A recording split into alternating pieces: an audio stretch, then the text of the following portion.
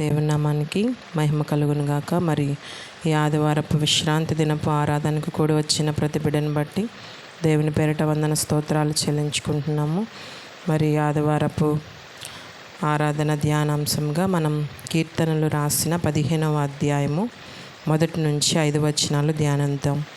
అందరూ మీ గ్రంథాలను తెరిచి కీర్తనలు రాసిన 15వ కీర్తన, దావీదు రాసినటువంటి 15వ కీర్తన 1 నుంచి 5వ అధ్యాయం. యెహోవా, నీ గుడారములో అతిథిగా ఉండదగిన వాడెవడు?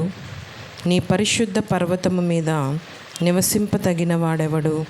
యథార్థమైన ప్రవర్తన కలిగి నీతిని అనుసరించుచు హృదయపూర్వకముగా నిజము పలుకువాడే. అట్టివాడు నాలుకతో కొండెములాడడు, తన చెలికానికి కీడు చేయడు, తన పొరుగువాని మీద నింద మోపడు. అతని దృష్టికి నీచుడు అసహ్యుడు.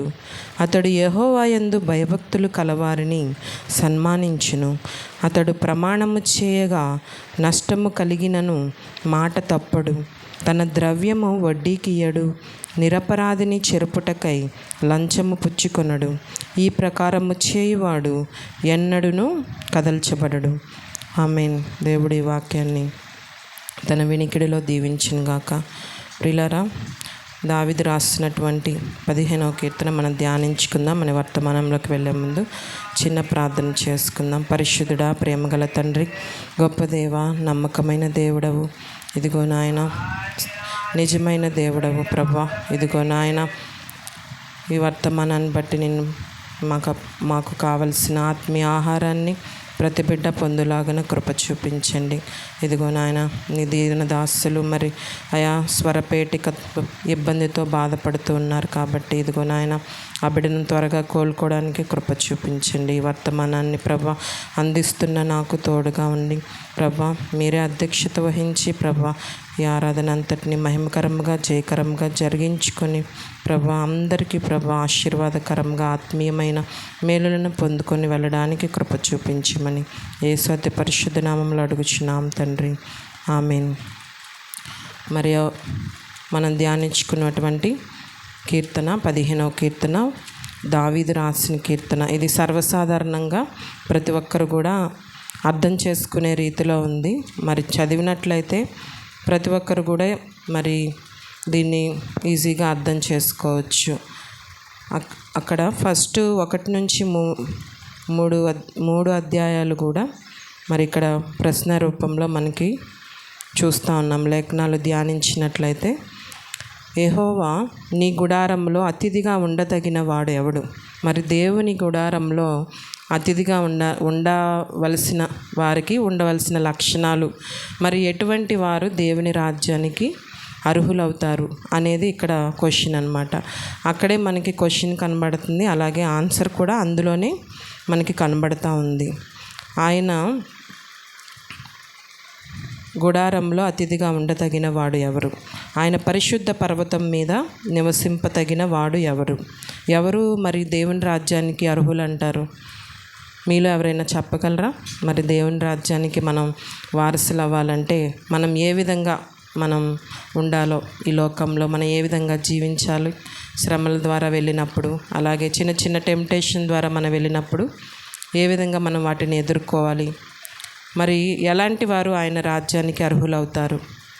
లేఖనాలు పరిశీలించినట్లయితే మరి అలనాడు ఇశ్రాయేలు జనాంగంలో దేవుడు మోషేని ఎన్నుకొని మరి ఆ ప్రత్యక్ష గుడారం గురించి చెప్పడం జరిగింది. మరి ఆ కాలంలో మోషే మాత్రమే ఆ ప్రత్యక్ష గుడారంలో మరి అతి పరిశుద్ధ స్థలంలో ప్రవేశించడానికి అర్హులయ్యాడు. ప్రియులారా, మనం ఒకసారి పరలోక రాజ్యానికి కావలసిన అర్హత ఏంటి అని మనం పరిశీలించుకోవాలి, ఆత్మ పరిశీలన చేసుకోవాలి. దేవుని రాజ్యానికి ఎవరు వెళ్ళగలరు అనేది మనం ధ్యానం చేసుకోవాలి. ఎవరు అర్హులు? యేసయ్యని తన సొంత రక్షకునిగా అంగీకరించి ఆయన చేసిన త్యాగాన్ని గమనించి ఆయన యందు విశ్వాసం ఉంచి మరి రక్షణ పొందిన బిడ్డలు మాత్రమే దేవుని రాజ్యానికి అర్హులని ఇక్కడ లేఖనాలు సెలవిస్తూ ఉంది.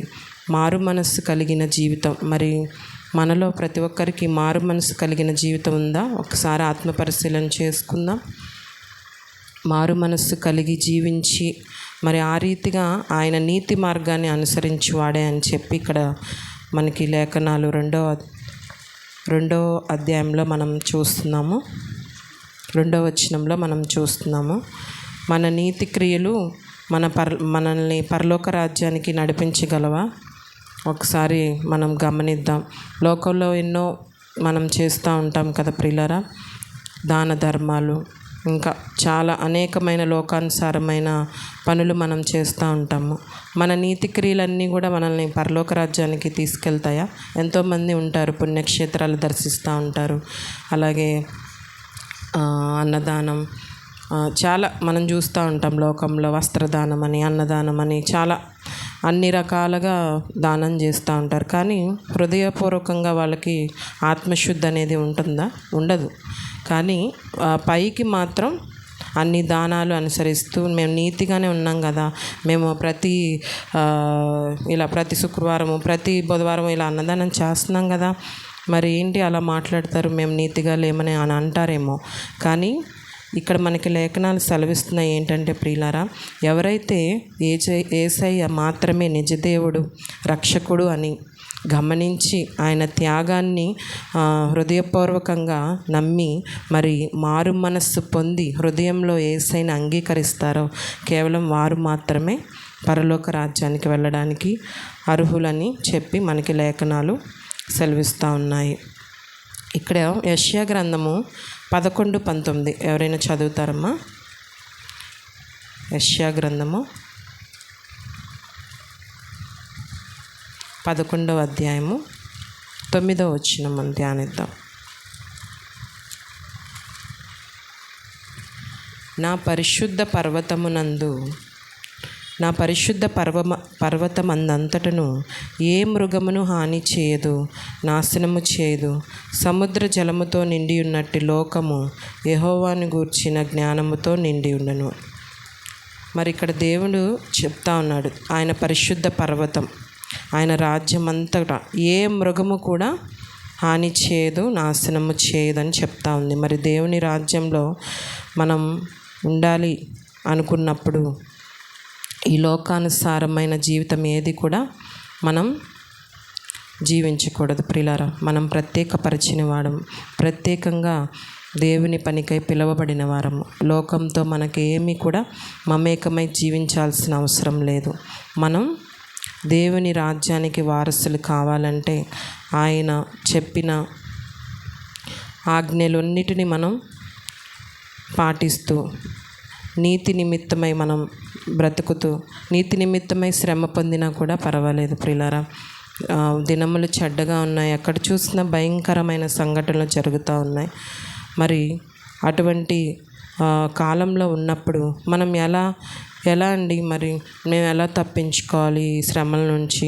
చిన్న అబద్ధాలు ఆడుతూ ఉంటాము, చిన్నగా మనం కొన్ని మాటలు చెప్తూ ఉంటాము, అబద్ధాలు ఆడుతూ ఉంటాము.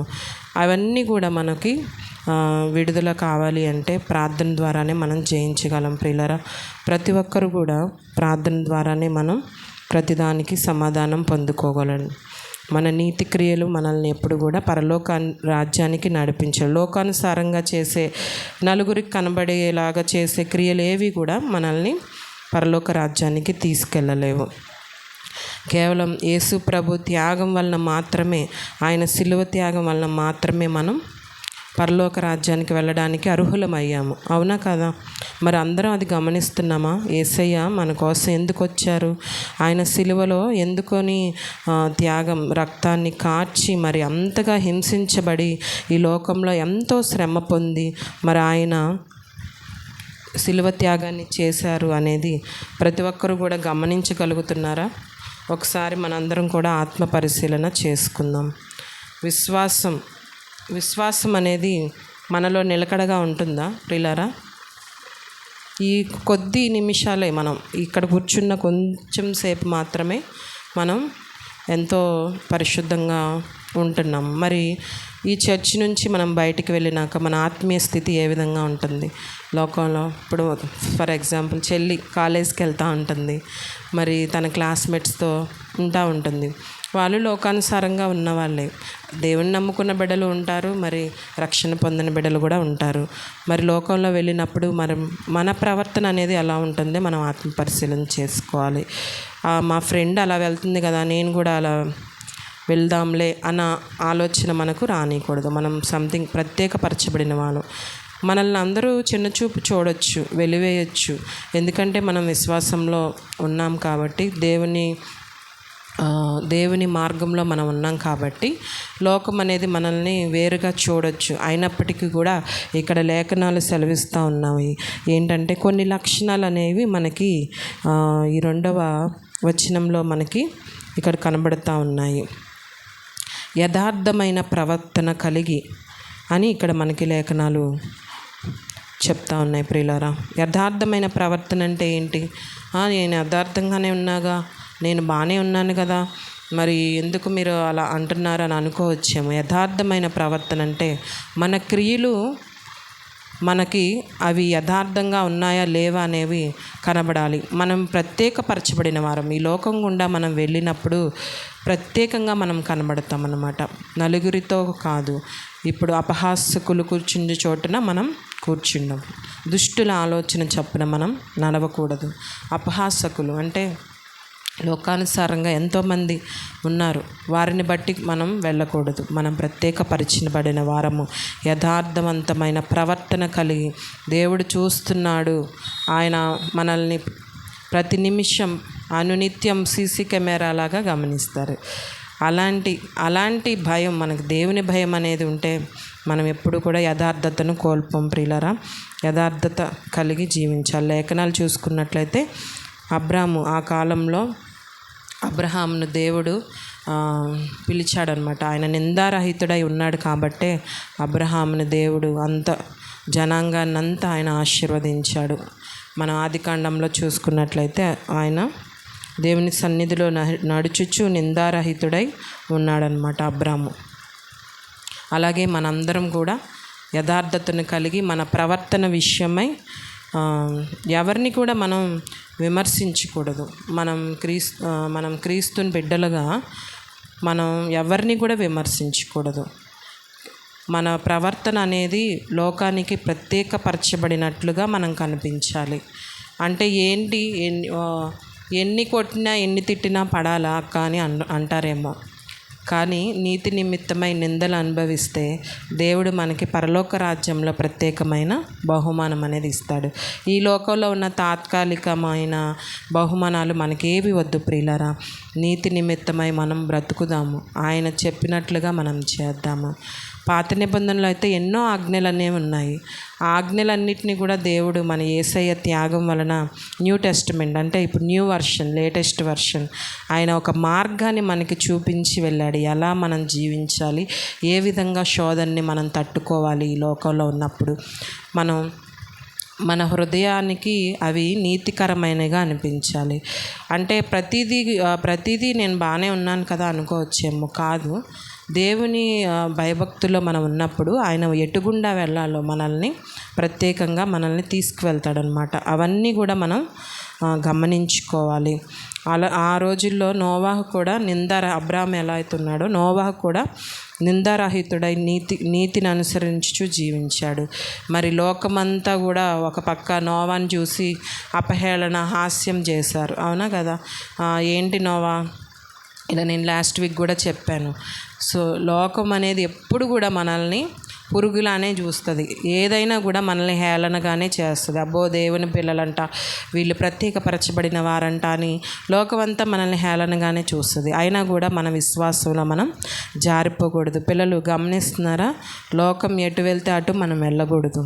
కేవలం దేవుని వైపే నిరీక్షణ కలిగి మనం జీవించాలి. మనకి యేసయ్య ద్వారానే నిజమైన రక్షణ అనేది అనుగ్రహించబడిద్దని మీరు తెలుసుకున్నారు కాబట్టి మీ ఫ్రెండ్స్కి కూడా మీరు చెప్పాలి. పిల్లలు, నీతిని అనుసరించుచు కూడా మనం జీవించాలి. నీతిని అనేది ఎప్పుడు కూడా మనం తప్పకూడదు. విశ్వాసం మూలంగా నీతిని అనుసరించుకోవాలి. ఎప్పుడైతే దేవుని యందు మనం విశ్వాసం ఉంచుతామో, దేవుని మీద పూర్తిగా, నేను మీకు లాస్ట్ వీక్ కూడా చెప్పాను, ఒక చంటి బిడ్డ తల్లి మీద ఎలా అయితే ఆధారపడుతుందో ఆ విధంగా మీరు దేవుని మీద పూర్తిగా ఆధారపడినట్లయితే ఖచ్చితంగా దేవుడు మిమ్మల్ని నడిపిస్తాడు. అప్పుడు పేతురు నీళ్ళ మీద నడవబడినప్పుడు దేవుని యందు అల్ప విశ్వాసంతో నడిచాడు, పడిపోయాడు. మరి దేవుని యందు మనం విశ్వాసం ఉంచితే పడిపోం ప్రియులారా. ఆ విశ్వాసంలో మనం ఎప్పుడూ కూడా నిలకడగా ఉంటాము, దేవునితో కలిసి నడుస్తాం అన్నమాట. మనం నీతిని అనుసరించుచు విశ్వాసముతో దేవునితో కలిసి నడవాలి. అలాగే ఇంకా మనతో పాటు మన కుటుంబ సభ్యులను కూడా మనం నడిపించాలి, మన ఫ్రెండ్స్ని నడిపించాలి, మన బంధువులను నడిపించాలి. మన క్రియలన్నీ కూడా వాళ్ళకి సంథింగ్ డిఫరెంట్గా మనం ఏర్పాటు చేయబడిన వారు. మన వల్ల అందరూ కూడా రక్షణ పొందాలన్నమాట. ఆ విధంగా దేవుడు మనల్ని ఎన్నుకున్నాడు. ప్రతి ఒక్కరిని ఇప్పుడు నిన్నే విధంగా ప్రేమిస్తున్నాడో నన్ను కూడా ఆ విధంగానే ఏకరీతిగా ప్రేమించే గొప్ప దేవుడు. హల్లెలూయా, హల్లెలూయా. హృదయపూర్వకంగా మనం నిజం పలుకుట. ఇక్కడ లక్షణాలు 2వ అధ్యాయంలోనే మనకి 3-4 లక్షణాలు కనిపిస్తూ ఉన్నాయి. యథార్థమైన ప్రవర్తన కలిగి నీతిని అనుసరించుచు హృదయపూర్వకముగా నిజము పలుకువాడే అని ఇక్కడ మనకి ఖచ్చితంగా చెప్తా ఉంది లేఖనాలు. హృదయపూర్వకంగా మనం నిజం పలుకుతున్నామా పిల్లలు? మీరు నిజం పలుకుతున్నారా, అబద్ధాలు కూడా చెప్తున్నారా? చెప్పండి. నిజం పలుకుతున్నారా, అబద్ధాలు చెప్తున్నారా? స్కూల్లో ఒకరి మీద ఒకరు చెప్పుకుంటూ ఉంటారు కదా, నేనుగా టీచర్, తినుగా టీచర్ నేను అన్న. అలాగే కొన్నిసార్లు మనం పెదవులతో నిజం చెప్తాము కదా, భావం వేరు, అంతరంగంలో భావం అనేది వేరుగా ఉంటుంది. పైకి పెదాలతో నిజమే కదా నేను చెప్పేదాన్ని, కానీ మనం ఆత్మ పరిశీలన అనేది చేసుకోవాలి. మనం నిజంగా నిజం చెప్తున్నామా, సత్యం చెప్తున్నామా? కొన్నిసార్లు నాకు ఏదైనా విషయంలో నేను చెప్పినప్పుడు అది యాక్చువల్గా కొన్నిసార్లు మనం అనుకోకుండా అబద్ధం చెప్పేస్తూ ఉంటాం. అప్పుడు నీతిమంతుడు ఏమవుతుందంటే పశ్చాత్తాపడతాం. మనం ఈవినింగ్ కల్లా ప్రభువా ఏంటి నేను అబద్ధం చెప్పాను, నన్ను క్షమించయ్యా అని వెంటనే ఆ పశ్చాత్తాపం అనేది మనకి కలుగుతుంది.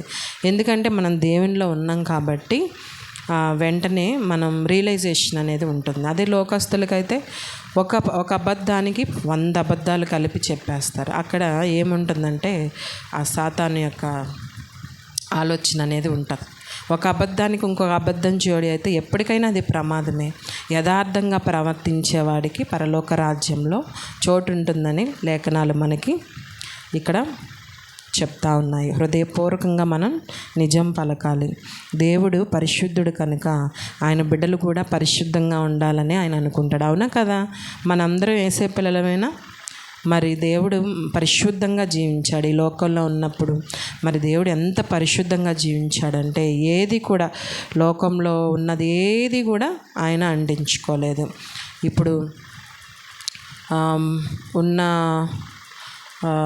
లోకం చూస్తూ ఉంటే ఎలా ఉందంటే చాలా భయంకరంగా ఉంది. చూస్తేనే చాలా భయంకరంగా ఉంది. లోకంలో శోధనలో మనం పడిపోకుండా నిరంతరం కూడా మనం ప్రార్థన చేస్తూ ఉండాలి, యథార్థంగా ఉండాలి, నీతిని అనుసరించగలగాలి. అయితే మరి ఆ నీతిని అనుసరించినట్లు పాత నిబంధనలో మోషే ఒక్కడే సీనాయి పర్వతం మీదకి వెళ్ళగలిగాడు. ఎందుకంటే ఆయన లేఖనాలు ఆయన చెప్తా ఉన్నాయి, ఆయన ఎంతో నీతిమంతుడు, దేవుడు మరి ఆయన ఎన్నుకున్నాడు. అంత పరిశుద్ధంగా మోషే జీవించగలిగాడు కాబట్టి ఇశ్రాయేలు జనాంగంలో మోషే ఎన్నుకోబడ్డాడనమాట. యథార్థమైన ప్రవర్తన కలిగి ఉన్నాడు కాబట్టే పౌలు కూడా మరి ఇక్కడ లేఖనాల్లో మనకి కనబడుతూ ఉన్నాడు. నీతిని అనుసరించుచు నిజం పలకడమే మరి మనం చేయాలి ప్రియులారా. అప్పుడు మాత్రమే మనం దేవుని రాజ్యానికి వారసులు అవుతాయి. ఇక్కడ లక్షణాలన్నీ మీకు అర్థమయ్యే ఉంటాయి. యథార్థవంతమైన ప్రవర్తన కలిగి నీతిని అనుసరించుచు హృదయపూర్వకంగా మనం నిజం పలకాలి. పైన ఒక మాట, లోపల ఒక మాట. ఎలా పైకి చెప్పేది వేరు, మనసులో ఉండేది వేరు అనమాట. అటువంటి ప్రవర్తన అనేది మనం వద్దు. ఒకవేళ ఉన్నట్లయితే మనం ఈ రోజు నుంచైనా అలాంటి ప్రవర్తనని మార్చుకుందాం. ఓకేనా? ఇక్కడ లేఖనాలు సెలవిస్తున్నాయి. 3వ అధ్యాయంలో, అట్టివాడు నాలుకతో కొండెములాడడు, తన చెలికానికి కీడు చేయడు. మరి ఆ విధంగా యథార్థమైన ప్రవర్తన కలిగి జీవించేవాడు ఎలా ఉంటాడంటే, నాలుకతో కొండెములాడడు, తన చెలికానికి కీడు చేయడంట. ఇప్పుడు కొండెములాడుట అంటే మీరు అర్థం చేసుకోవచ్చు. ఇక్కడ మాటలు అక్కడ మనిషి లేనప్పుడు, మనిషి ఉన్నప్పుడు ఒక మాట, మనం ఉన్నప్పుడు అమ్మో చాలా మంచి అమ్మ, చాలా మన ఫ్రెండ్సే ఉంటారు కదా పిల్లరా, మంచి అని మన ముందు చెప్తారు, మనం వెళ్ళాక ఒక మాట చెప్తారు. అటువంటి మాటలు మనకు వద్దు. మనం దేవుని బిడ్డలుగా అటువంటి మాటలు అనేవి మనం పలకకూడదు. అది ఎలా ఉంటుందంటే, ఇక్కడ ఉన్న చెత్తను తీసుకొని పక్కింట్లో మళ్ళీ చెత్త పడేయడం, అక్కడున్న చెత్తను పోగేసుకొని మళ్ళీ వేరే ఇంట్లో పోగేయడం, అలాంటి చెత్త పనులు చేయకూడదని ఇక్కడ లేఖనాలు సెలవిస్తూ ఉన్నాయి. మన హృదయాన్ని మనం శుద్ధిగా ఉంచుకోవాలి. పనికిరాని విషయాలు, లేనిపోని మాటలు కల్పించి చెప్పుకోవడం, అక్కడ మాటలు ఇక్కడ చెప్పుకోవడం, ఒక వ్యక్తి ఇద్దరు మాట్లాడుకున్నప్పుడు మూడో వ్యక్తిని అక్కడ ఇన్వాల్వ్ చేయడం, ఆ వ్యక్తి లేని సమయంలో, అది కూడా దేవుని రాజ్యానికి మనం ఎలిజిబుల్ కాదని చెప్తున్నాయి లేఖనాలు.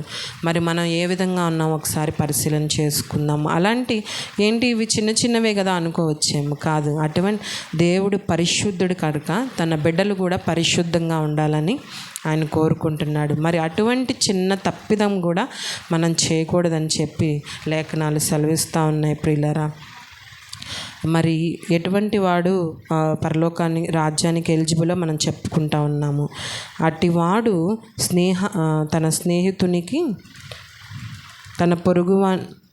తన చెలికానికి కీడు చేయడని చెప్పి లేఖనాలు సెలవిస్తూ ఉన్నాయి. మనం ఇప్పుడున్న రోజుల్లో ప్రాణ స్నేహితులే మోసం చేసే దినాలు. మీకు చెప్పాను నేను ఎగ్జాంపుల్, ఒక వ్యక్తి తన ప్రాణ స్నేహితులే వడ్డీకి డబ్బులు ఇచ్చి ఆ అబ్బాయిని సూసైడ్ చేసుకునే విధంగా ప్రేరేపించారని చెప్పి నేను మీకు చెప్పాను. మరి దేవుని రాజ్యంలో మనం ఉండాలి అనుకున్నప్పుడు ఇలాంటివి ఏవి కూడా మనలో ఉండకూడదని లేఖనాలు సెలవిస్తూ ఉన్నాయి. కీర్తనలు 64 3వ అధ్యాయం ఒకసారి మనం ధ్యానిద్దామా?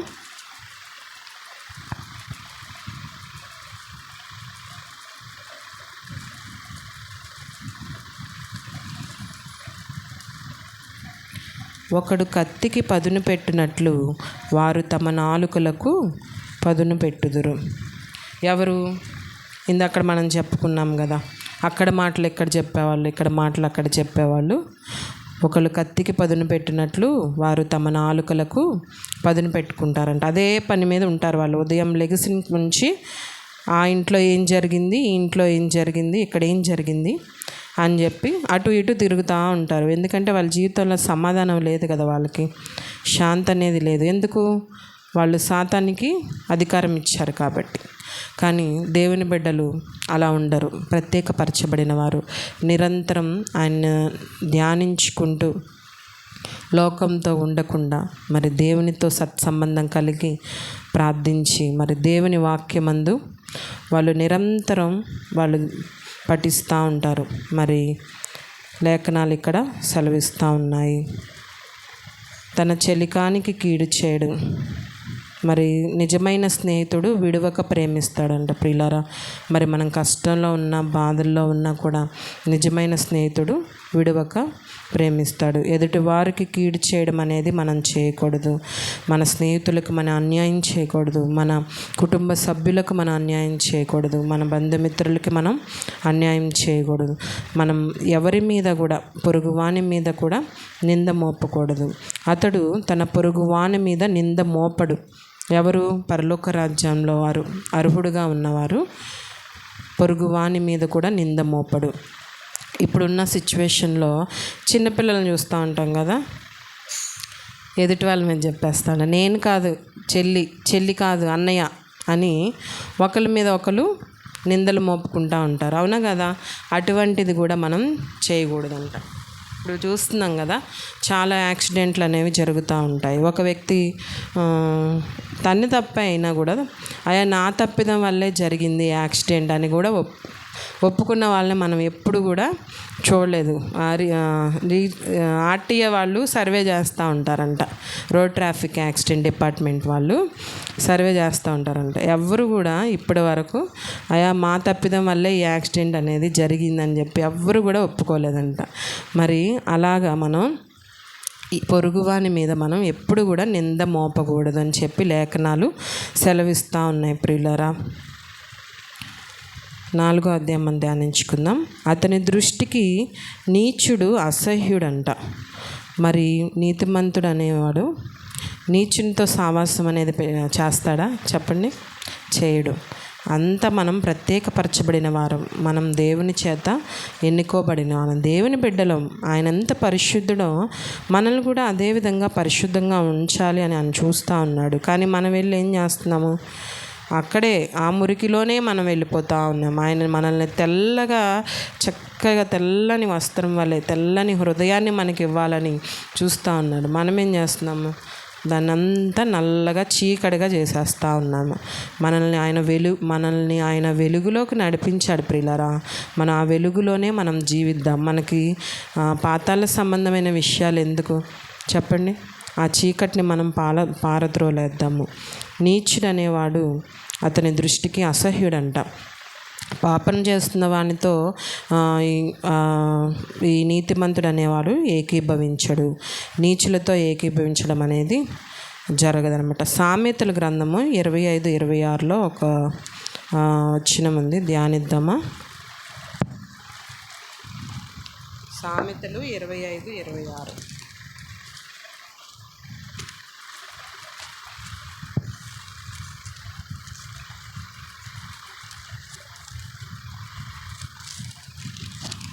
చదువుతామా చెల్లి?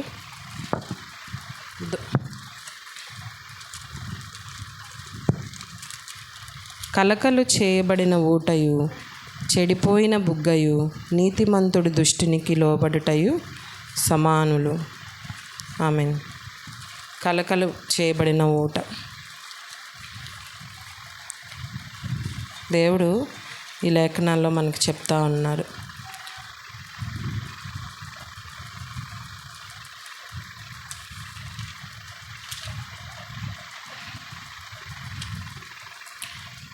మనం ప్రత్యేకపరచబడిన వారం కదా ప్రియులారా.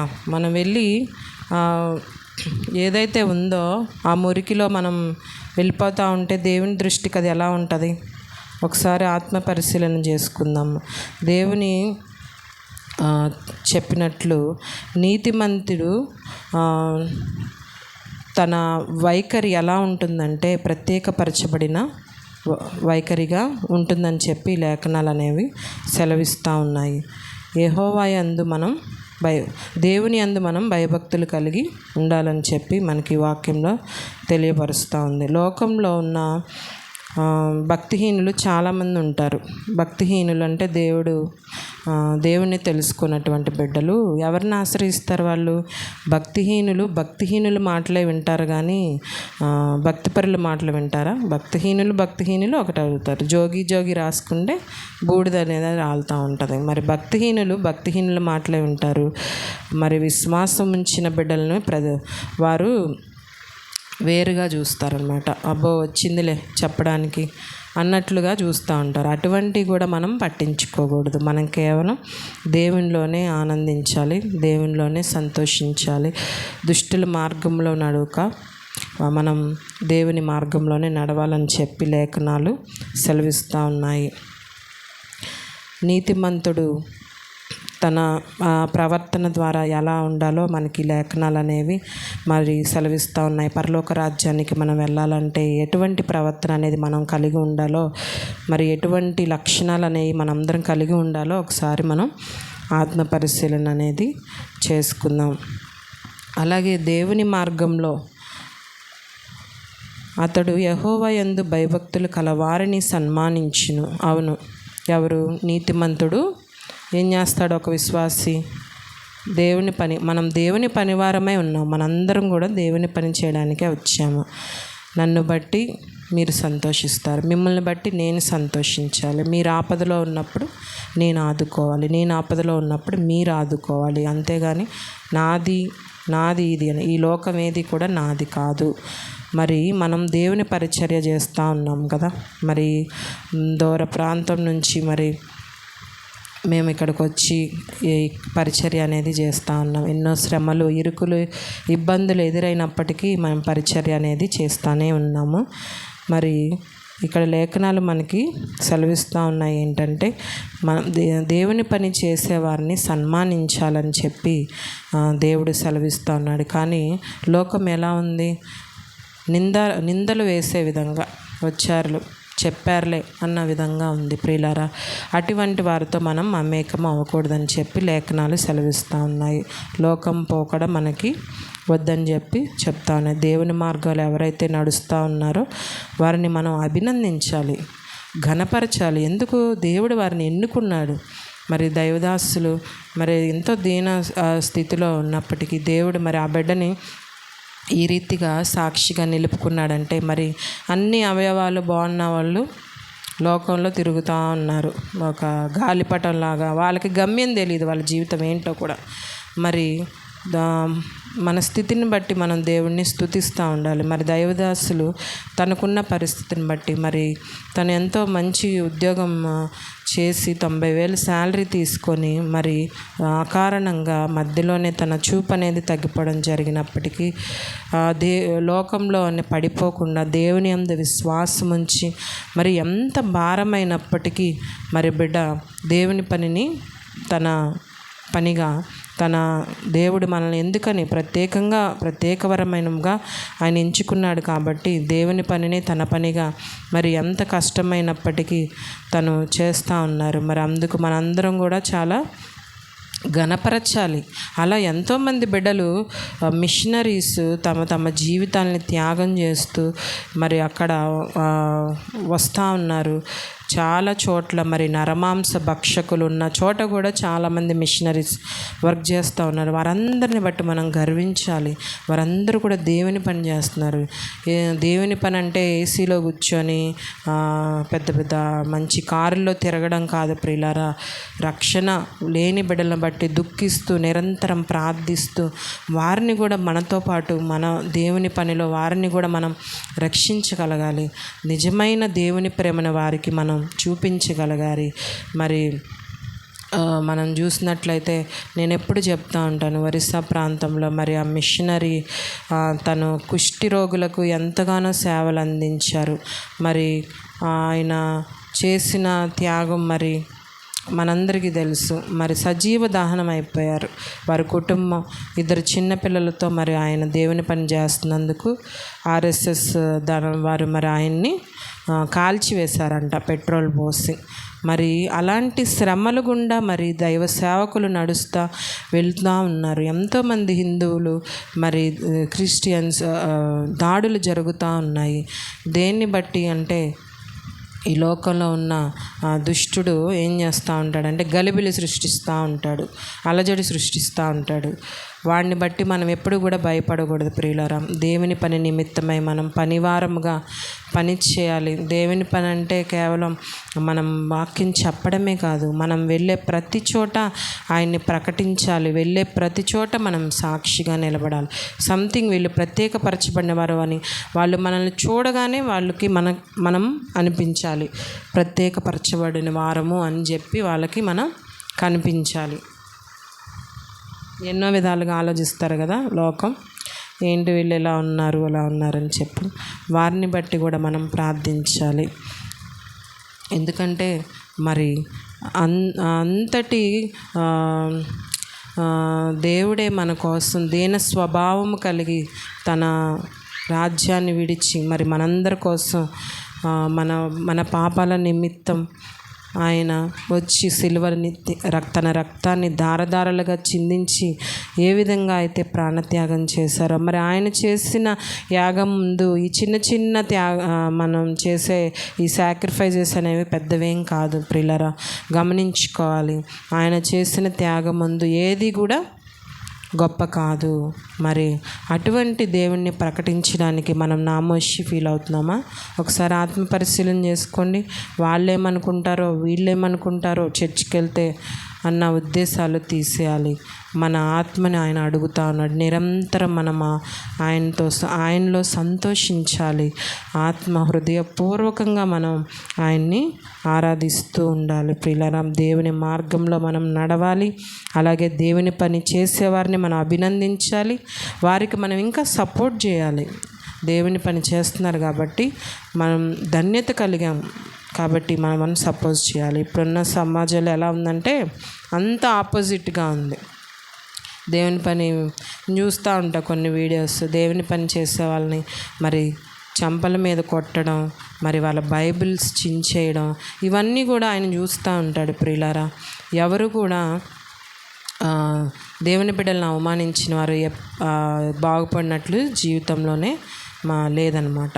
చూస్తూ ఉన్నాం మనం వారిని బట్టి వారి మార్పుని గురించి కూడా మనం ప్రార్థిద్దాము. 4వ అధ్యాయంలోనే అతడు ప్రమాణము చేయగా నష్టము కలిగినను మాట తప్పడు. ఎవరు? దేవుని రాజ్యానికి వారసులయ్యేవాడు అర్హుడు. ఎవరు? మనం మాట ఇస్తాము, సాయంత్రం ఇస్తాం, రేపు ఇస్తాం, ఎల్లుండే ఇస్తాం, తర్వాత ఫోనే లిఫ్ట్ చేయం కదా. మరి దేవుని పని చేసే బిడ్డలు మన మాట అవును అంటే అవును, లేదు అంటే లేదు, ఈ రెండు తప్ప మనకి ఇంకొక మాట అనేది ఉండకూడదు. ప్రియులారా, నోటి మాటతోనే మనం సమానమైపోవాలి. ఒక్క మాటే మనం ఏదైనా చెప్పాలి. ఎందుకంటే ప్రమాణం చేయకూడదని, ప్రమాణం అనేది పాత నిబంధన గ్రంథంలో ఉంది. మరి న్యూ టెస్టిమెంట్ మరి యేసయ్య మరి స్టాండర్డ్స్ని పెంచారనమాట. ఆయన సిలువలో త్యాగమై వెళ్ళినాక మనకి కొంత స్టాండర్డ్స్ పెంచారు. ప్రమాణం కూడా కాదు, మనం ప్రమాణం కూడా చేయకూడదు. మన మాట అవునంటే అవును, లేదంటే లేదు అనే మాత్రమే ఉండాలి. కానీ ఆ తోడు ఈ తోడు ఏ తోడు మనం పెట్టకూడదు అనమాట. అమ్మ తోడు ఇలా ఏది కూడా మనకి పెట్టకూడదని చెప్పి ఇక్కడ లేఖనాలు సెలవిస్తూ ఉన్నాయన్నమాట. ఏ మాట కూడా మనం ప్రమాణం అనేది చేయకూడదు. నీతిమంతుడు అనేవాడు మాట ఇస్తే కనుక ఆ మాట నెరవేర్చేలాగా ఉండాలి. నష్టమైనా కూడా ఆ మాట నెరవేరుస్తాడంట. ఒకవేళ తనకి నష్టం కలిగినా కూడా ఆ మాట ఖచ్చితంగా నేను ఇస్తాను అంటే ఇచ్చే విధంగానే ఉండాలంట. అది నష్టమైనా కూడా మరి ఆ మాటకి చాలా వాల్యూ ఉండాలంట. ఇచ్చిన మాట నెరవేర్చేటట్లుగా మనం ఉండాలి ప్రియులారా. అంతేగాని మాట ఇచ్చేసి ఏదో చూస్తున్నాం కదా, రాజకీయ నాయకులు ఎన్ని మాటలు ఇస్తారు చూస్తా ఉన్నాం, రోజు చెవులు పోతా ఉన్నాయి.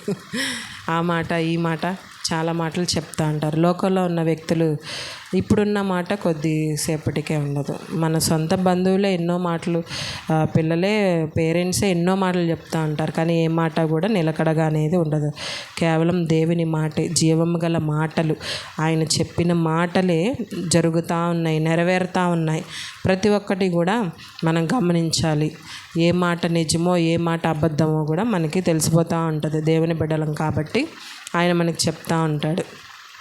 లోకంలో ఎంతోమంది ఎన్నో మాటలు మాట్లాడుతూ ఉంటారు, కానీ దేవుని చెప్పిన మాటలే సత్యమైన మాటలు ప్రియులారా. మనుషులు ఎవరు కూడా నిజాలు చెప్పారనమాట. 5వ అధ్యాయం మనం ధ్యానించుకున్నట్లయితే తన ద్రవ్యమును వడ్డీకి ఇయ్యడు. ఎవరు? దేవుని రాజ్యానికి అర్హులుగా పిలువబడిన వారు తన ద్రవ్యాన్ని వడ్డీకి ఇయ్యరనమాట. మరి చూస్తూ ఉన్నాం, 100కి 10 రూపాయలు వడ్డీ వ్యాపారం.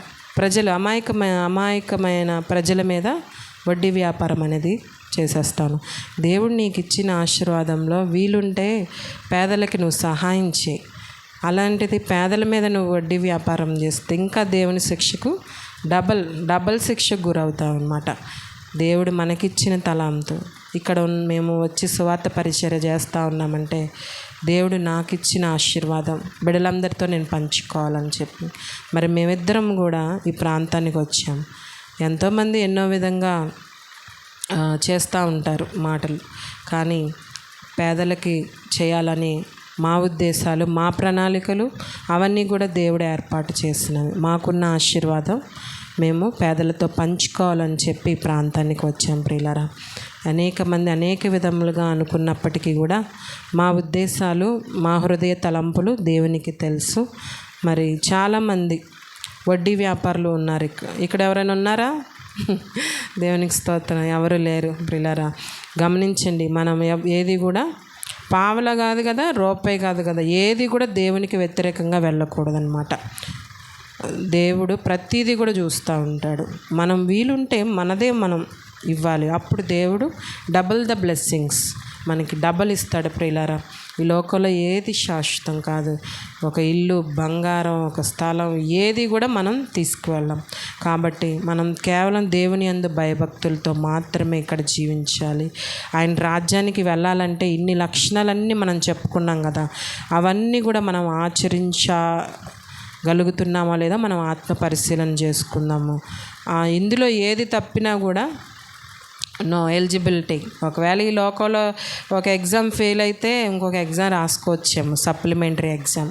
కానీ దేవుడిచ్చిన మరి ఈ మాటలన్నీ కూడా మనం తప్పినట్లయితే దేవుని రాజ్యానికి మనం వెళ్ళాలి. యథార్థ ప్రవర్తన కలిగి నీతిని అనుసరించి హృదయపూర్వకంగా మనం నడుచుకోవాలని చెప్తా ఉన్నాయి లేఖనాలు.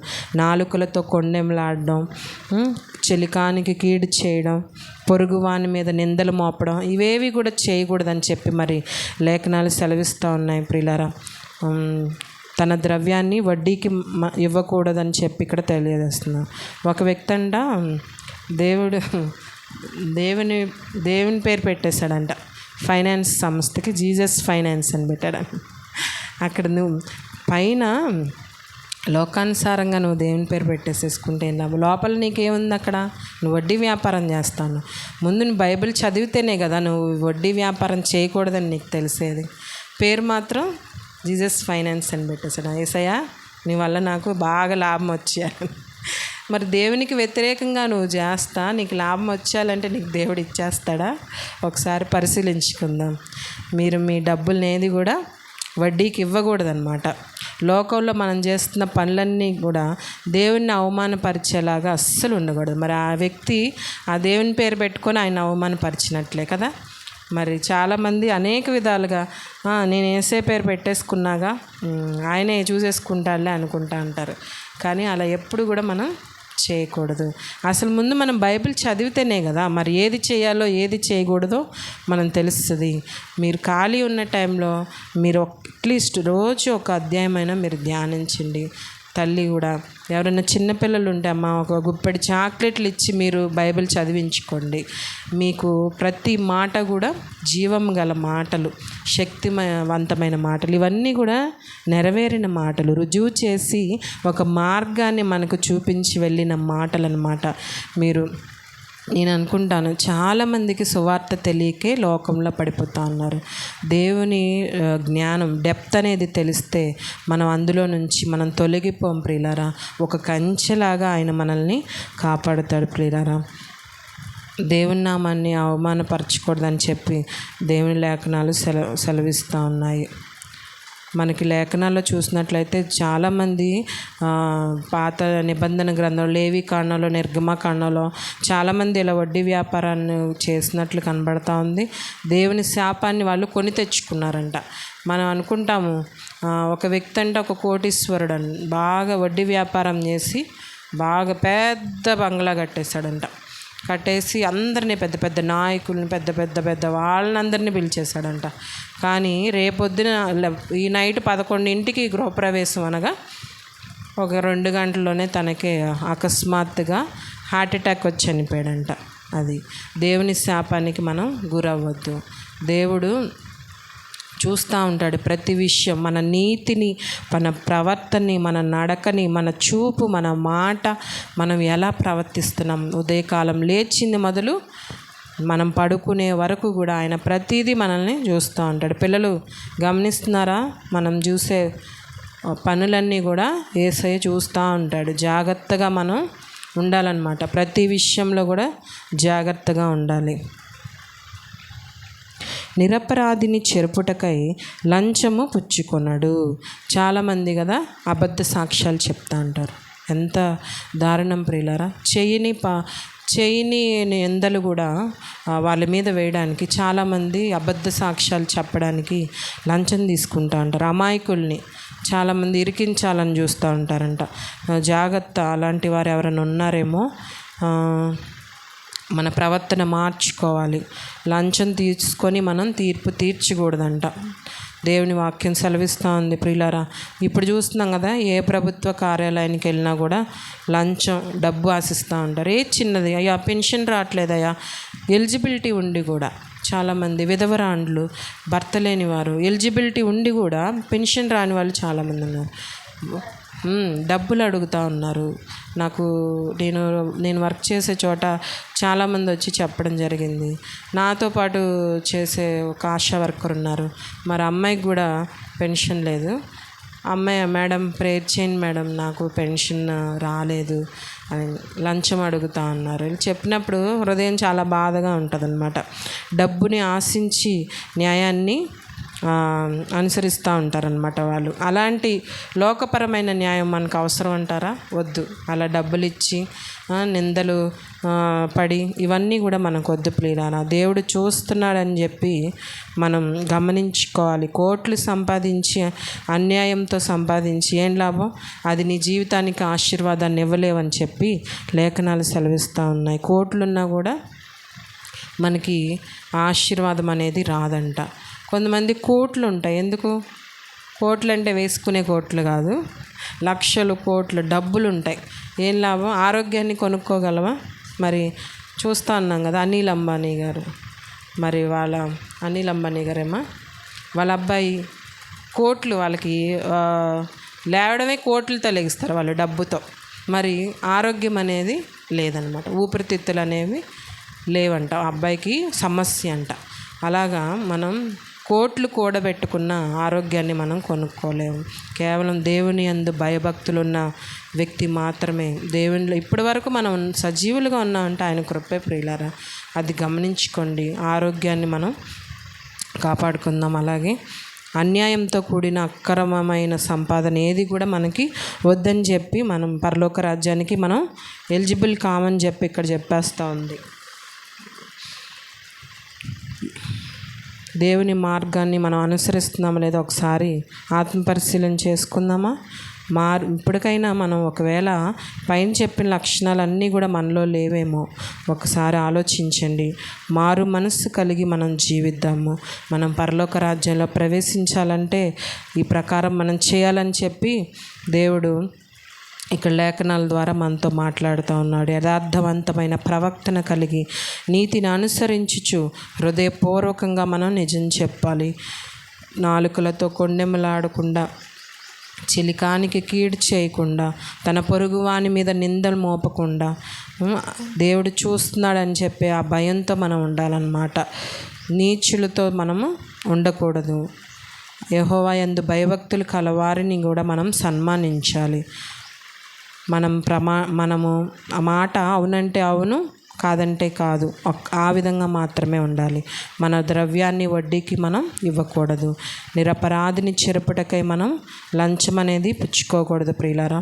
ఒక్కసారి ఈ మాటలన్నీ కూడా మనం దేవుని నామంలో వినికిడిలో దేవుడు మరి మనకి తెలియజేస్తూ ఉన్నాడు.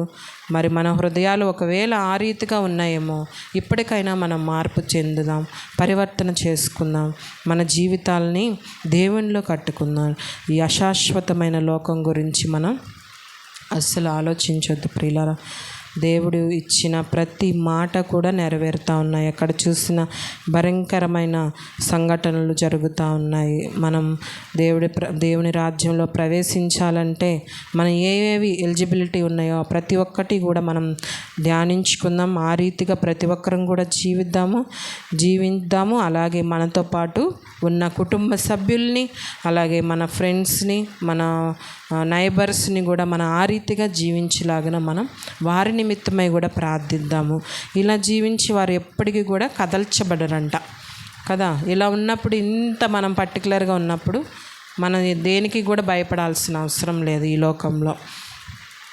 ఫర్ ఎగ్జాంపుల్ యోబు జీవితాన్నే మీరు జ్ఞాపకం చేసుకో. ఎన్నో ఇబ్బందులు, ఎన్నో శ్రమలు, మరి పిల్లలు కూడా చచ్చిపోయారు, ఆస్తంతా పోయింది. చిల్ల పెంకుతో గీస్తా బూడిదలో పడిపోయి ఉన్నా కూడా దేవుని నామాన్ని స్తుతిస్తానే ఉన్నాడు. మరి యోబు 2 అంతల ఫలితాన్ని దేవుడు అంతకు మించి ఫలితాన్ని పొందాడనమాట. అలాంటి జీవితం ప్రతి ఒక్కరు కూడా కలిగి ఉండాలి. మనలో ఏమైనా లోపాలు ఉంటే సరిచేసుకుందాం ప్రియులారా. పరిశుద్ధమైన ప్రవర్తనతో యథార్థంగా జీవిద్దాం. మరి దేవుడు లేఖనాల ద్వారా మరి మాట్లాడుతూ ఉన్నారు. మనల్ని మనం సరిచేసుకొని జీవిద్దామా? ఒకసారి ఆత్మ పరిశీలన చేసుకుందాం. ఒక పాట, ఒక చరణం పాడుకుందాం.